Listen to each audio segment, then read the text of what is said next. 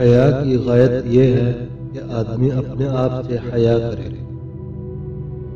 علم کی خوبی اس پر عمل کرنا اور احسان کی خوبی اس کے نہ جتلانے پر منحصر ہے۔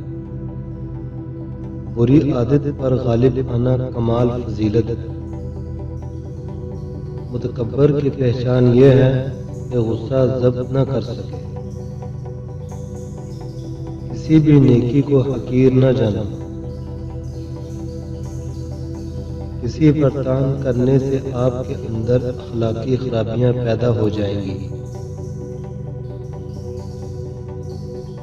جو تمہارے پاس ہے اس پر قناعت کرنا شکر ہے۔ جو تمہارے پاس نہیں اس کی کوشش کرنا خدا کی خواہش کی تکمیل ہے۔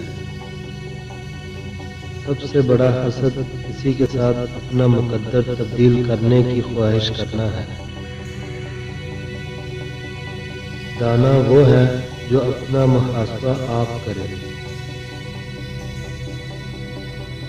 خدا جس کو زمین پر عاجز کرنا چاہتا ہے اس سے عاجزی چھین لیتا ہے۔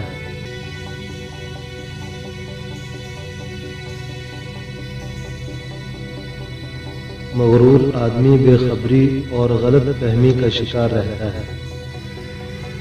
گھر کو جنت بنانے کے لیے میاں بیوی کسی اللہ والے سے باقاعدہ اصلاحی تعلق قائم کریں۔ مت رکھ امید کسی سے مگر اپنے رب سے، اور مت ڈر کسی سے مگر اپنے گناہ سے۔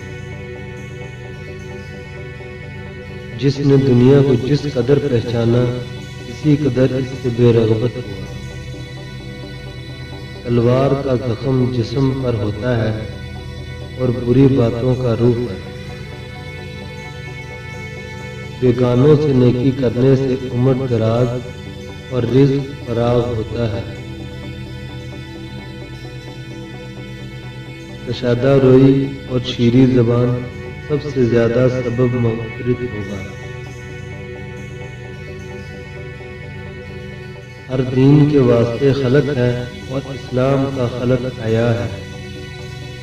کسی انسان کے دل میں ایمان اور حسد اکٹھے نہیں رہ سکتے۔